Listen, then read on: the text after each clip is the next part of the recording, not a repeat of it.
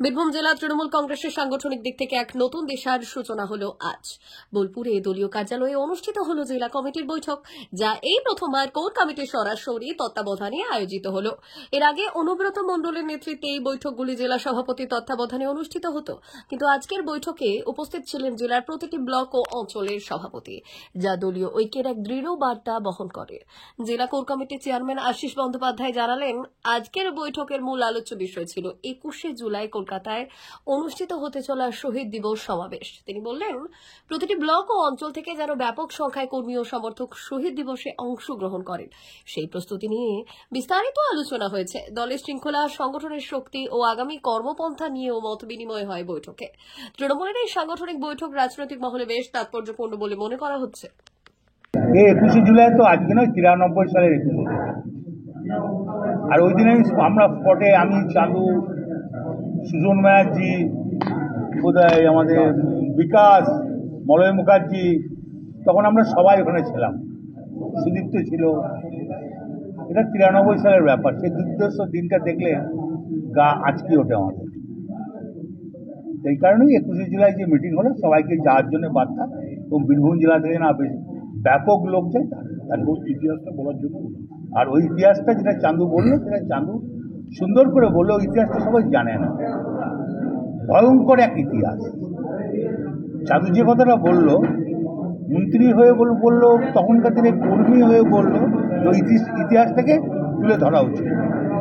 কোনো টার্গেট এখানে দেওয়া হচ্ছে, কত লোক যাবে এখান থেকে বীরভূম জেলায় তো হায়েস্ট লোক যায়। আমার মনে হয় সবাই যারা আছে এখানকার, যারা ব্লক প্রেসিডেন্ট, সেই সময়কার ব্লক প্রেসিডেন্ট কংগ্রেসের, তারাই তো ঘটনাটা জানে, তারাই তো আছে এই এখানে। সেই ব্লক প্রেসিডেন্ট একটাও পাল্টানো হয়নি। তাপস সিনহা তখনকার আমলে, সাবের তখনকার আমলে, নুরুল তখনকার আমলে, সুব্রত তখনকার আমলে, একটা ব্লক প্রেসিডেন্ট পাল্টানো হয়নি। 21শে জুলাই ইতিহাস কর্মীদের বলা হলো, যেটা মন্ত্রী বললো, খুব বুদ্ধিমান। এইটা সবাই জানে না। এই 21শে জুলাইয়ের ব্যাপারটা সবাই জানে না, এখনকার প্রজন্ম জানে না। এটা 30 বছর আগেকার ঘটনা, এটা আজকের ঘটনা না। এই ব্যাপারটা সবাই জানে না। ওই জন্যই মন্ত্রী বললো যে এর বিকল্পটা বলা উচিত। তোমরা মন্ত্রীকে জিজ্ঞেস করো না যে বিকল্পটা কি, বলে দেবে। জিজ্ঞেস করো। সেদিন তো আমরা দেখেছি, যারা নতুন এসছে তৃণমূল কংগ্রেসে, তারা পুরনো ইতিহাস অনেকের জানে না।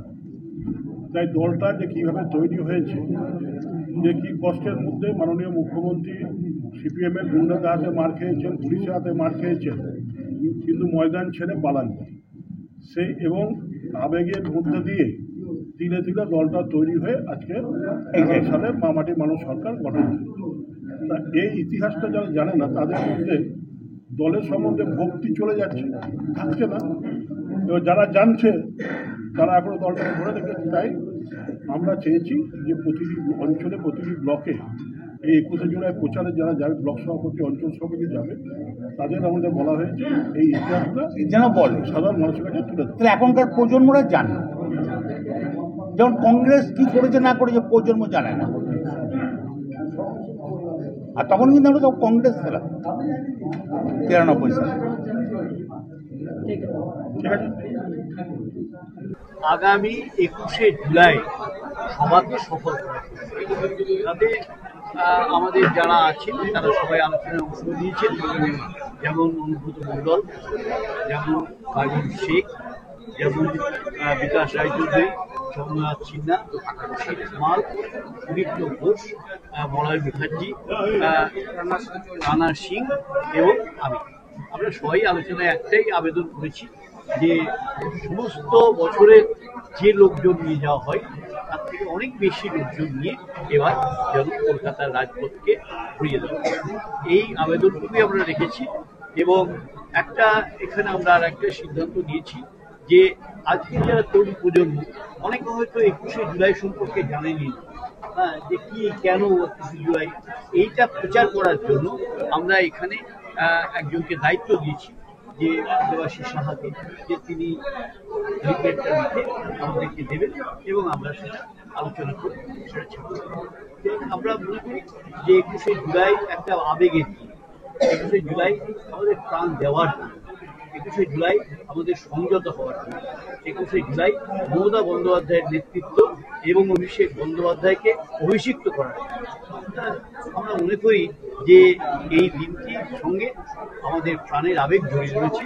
সুতরাং সবাই ইতিমধ্যেই বিভিন্ন সভা সমিতি শুরু করে দিয়েছে এবং এখানে দেওয়াল লিখনও শুরু হয়েছে, বিভিন্ন মিছিল মিটিংও শুরু হয়েছে এবং আশা করি যে যত দিন যাবে তত এটা আরো বাড়বে।